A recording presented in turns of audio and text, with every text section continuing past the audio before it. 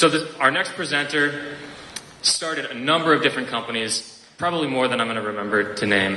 Batteries.com was one of the big ones. And then he's got another company that I'm spacing on, the software company. Technuity. I knew it was like a mashup of words, which is terrible for me remembering it while I'm drinking beer. But iGo Digital is doing phenomenal things. iGo Digital fans in the house.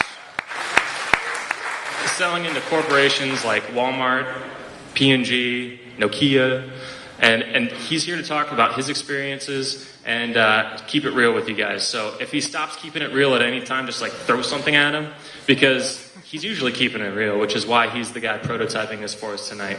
So please, without further ado, welcome Eric Tobias. He's already on the stage. He's ready to go.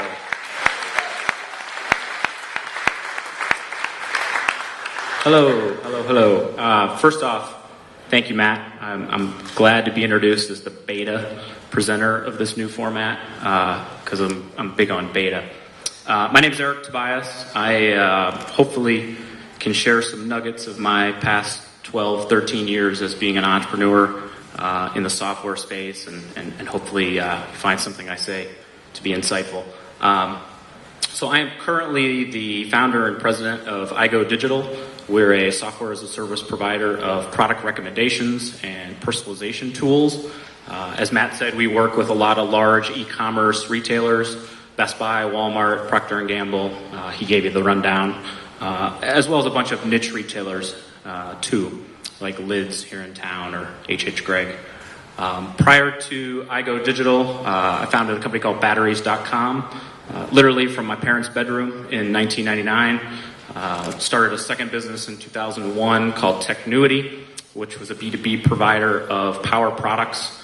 I started at Batteries.com as the CTO, web developer, take out the trash guy, wrote some code, realized that was not my gig, but knew enough to get around. And then I went on to kind of lead our marketing efforts at Technuity. Signed a deal with Energizer to be able to license their name on a variety of different products that we sold throughout the world. Grew that business to be about a $45 million business, and we sold it in 2007 to AudioBox.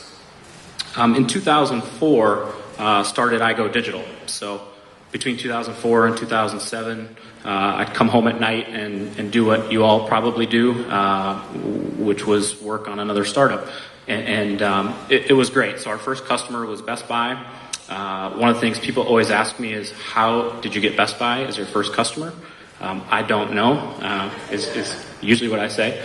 But really the truth is my dad taught me something, a long time ago, always ask for the order. And I've tried to make that a practice. And so in a conversation with Best Buy for my other business, I said, what are the challenges you guys are facing? What are the things that you guys are really struggling to solve?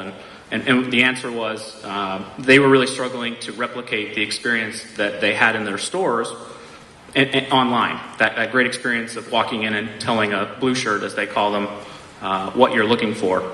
So we built tools that did that online. So we asked some questions. Based on how you answer those questions, we recommend some products. We do this in consumer electronics. We do it in health and beauty. We're now doing it in food. That kind of stuff. Through the process of building that tool, we kind of realized maybe we don't need to ask the questions. And so we built a second product, which is really a recommendation engine a la Amazon, where we proactively suggest products that you may be interested in. We currently serve 250 million product recommendations a month. So we track every click across these retailer sites, tons and tons of data. We learned real quickly that the technologies of Microsoft and Oracle would not support our needs, and so we've moved to a lot of the new technologies like a MongoDB that are really kind of pushing the envelope of data collection. So in addition to being a sort of founder, co-founder of these three companies, I'm also very proud to be an active supporter of startups. I participate in the Gravity Venture funds. Give it up for GV. As well as making a number of direct investments myself, and so the small nugget, I guess, that I'd like to pass on tonight. I'm not usually used to speaking in 5-minute intervals. Usually, people who work with me know I like to talk. So I'm going to try to boil it down. There's kind of three things that I try to tell everybody that I talk to, whether it's myself starting a business or people starting a business, three things to focus on. One, build a prototype. It's so much easier to explain your idea, your vision, if you have something in front of you that you can walk somebody through, click through, etc. The cost of building a prototype today is so much less, so much easier to get done. I'm sure all of you know that and are doing that. But build a prototype. We're very big on that at iGo Digital. Second piece of advice is go get a customer. So I know it's hard. We all have day jobs. We probably have ideas we're trying to work on. I have the same challenge. I've got 10 things I want to go start. Build it. Go get a customer. And then number 3, don't do anything else that doesn't involve number 1 and number 2. So there's all kinds of things that people get caught up in the weeds on when they start a business. It doesn't matter if it doesn't fall into number 1 or number 2. Make the product better, go find more people to sell, and the rest will take care of itself. I know that's really simple, but I've done that 3 times now, and it seems to be working. So that's what I got for you. iGo Digital, growing company. We're hiring. So my shameless plug, please go visit us, and graphic designers, project managers, sales folks. Yeah. How's that?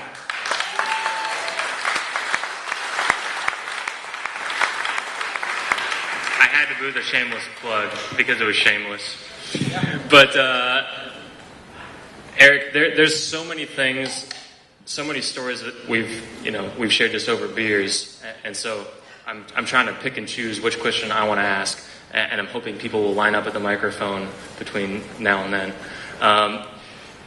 What was your biggest failure in your previous companies? Because a lot of times we focus on, the possibility and what's going to happen, and a lot of times we think build it and they will come, right? Which is why you say get a customer first before investing heavily in it. But what was it doesn't have to be the biggest, but one of your biggest failures, and then what did you learn from it? Great question. So at batteries.com and Technuity, I think we focused a little too much on the build it, they will come. So when we started, it was 1999. 2 things happened in 1999 when you had .com on the end of your name. You either sold for $1 gazillion and you're on the beach in Hawaii, or you ran a Super Bowl ad and then you're out of business. Right or wrong, we landed right in the middle, and I think we probably focused too much on the notion that we build great infrastructure for delivering batteries, build out a really robust infrastructure from a technology perspective. The reality was and now I've seen this twice again, your business, some businesses just go crazy, right? FormSpring is a great example of that. Most businesses grow somewhat of a stair-step approach, and so you have time to react to that. And so with future endeavors, I've tried not to overbuild up front, betting on the volume, because you think the volume's coming, but it may not. My name is Marcus Gunter. This is my first Verge event. Excellent group. I have a question. I've been running my business for a few years, and one thing I notice is any entrepreneur is about risk. Do you have a quick anecdotal story of the biggest risk you've taken, putting all the cards down? Do you have any type of anecdotal story on that? The first thing that comes to mind is starting iGo Digital. Anybody who has family, friends, spouse who's an entrepreneur knows the pain that their spouse endures when you start a business. This is the 3rd time now I've done this to my wife, and so that's the biggest risk. It just takes a lot. It takes a big commitment. 24/7. You're just always on. So that's the first thing that comes to mind. In terms of business and sort of organizationally speaking, there's financial risks every day. So one of the fallacies is that as your business grows, things get easier financially, and actually the opposite is true. It takes more to operate the business. So I think, for me, it's sort of continuing to go. Now, do you have a particular point, let me rephrase this, a particular situation where you had to make a decision that the risk was very high, like a particular situation, like if I invest in this, in something like a good example? Sure. So in 2005, we launched a new line of products on behalf of Energizer. They were power protection systems. You plug your computer into them and the power goes out. There's a battery and it keeps your computer on so you don't lose your files. We signed, so it was a brand new product line for multi-billion-dollar brand. We had distribution deals with Best Buy, Walmart, Staples, all lined up. Product was shipping from Asia. Learned that literally as the product was on the boat, the product was manufactured incorrectly and we needed to do a recall. Millions of dollars at stake, really our whole company, and not to mention consumer safety. There was a decision that was to be made, and there were two paths to be taken. Neither was pretty, and we decided to recall all the units, and it was painful, but it was the right decision. One last question, y'all. Kick me off after this. Have you ever ran into any, Facebook has been sued, YouTube has been sued. Have you ever had any legal challenges since being an entrepreneur? Yeah, you got good questions, man. I've been through a few. Been sued many times. Sony is probably the company that has caused me the most problems. They sue everyone, don't worry. They do, yeah, they do. In the battery business, I won't get into particulars, but yes, a number of times. And the more successful you are, the more people perceive that there are reasons to sue you. And a quick follow-up, for those that are new with a startup, any recommendations on how they should handle if they come across, if they're not big enough to have like a team of lawyers?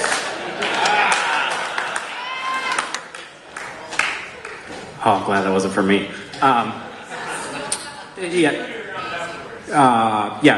Get a good friend, right? So it's easy to find a friend who's a lawyer and help you along and pay him back later. Eric, it's good to see you again. Brandon Lott. Matt, you stole my first question, so good job. Anyways, okay, so a lot of entrepreneurs here. It's my first Verge event, like I said, and something that's coming to mind is that one of the conversations we had at Carr's Place was some different out-of-the-box thinking. So with the company that you're currently in right now, how did you find out-of-the-box thinking, or what would you suggest to entrepreneurs for out-of-the-box thinking, for innovations, to enter into new markets? Because doing business in Indiana and the Midwest as a landlocked market is one way, but to go and do business in the East Coast, New York City, or to go to LA, it's a completely different story and different monster. How would you suggest, or stories that you can share to actually help them with that? Sure. It's a good question. I'm not sure what the right answer is, but for us, we go talk to customers, and we talk to customers of different sizes.